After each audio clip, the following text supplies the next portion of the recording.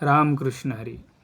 आपण आतापर्यंत बघितले की आचार्य खंडित भागवत धर्म अर्थात जगद्गुरू आद्य शंकराचार्य यांनी त्यांच्या शारीर भाष्यात अर्थात ब्रह्मसूत्र शंकर भाष्यामध्ये ज्या भागवत धर्माचं खंडन केलं तो भागवत धर्म आणि आपल्या वारकरी संप्रदायाला ज्या भागवत धर्माच्या नावाने ओळखले जाते तो भागवत धर्म, हे दोन्हीही संप्रदाय भिन्न आहेत.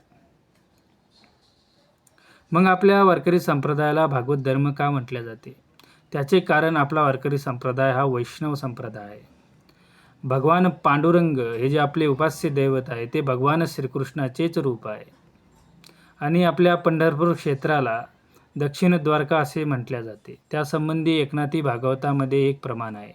पावन पांडुरंग क्षिती जे का दक्षिण द्वारावती तेथ विराजे श्री विठ्ठल मूर्ती नामे गर्जती पंढरी.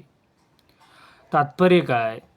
तर भगवान श्रीकृष्णाचे बाळरूप हे आपले उपास्य दैवत असल्या कारणाने आणि भगवान श्रीकृष्णाच्या अर्थात श्रीहरीच्या लीला ज्या ग्रंथात वर्णन केले आहे तो म्हणजे श्रीमद भागवत महापुराण हा ग्रंथ, तो आपल्या वारकरी संप्रदायाला पूज्य असल्यामुळे ज्याप्रमाणे श्रीमद भगवद्गीता आपल्या ग्रंथास पूज्य आणि प्रमाण आहे त्याप्रमाणे श्रीमद भागवत महापुराण हा ग्रंथसुद्धा आपल्या वारकरी संप्रदायास पूज्य आणि प्रमाण आहे.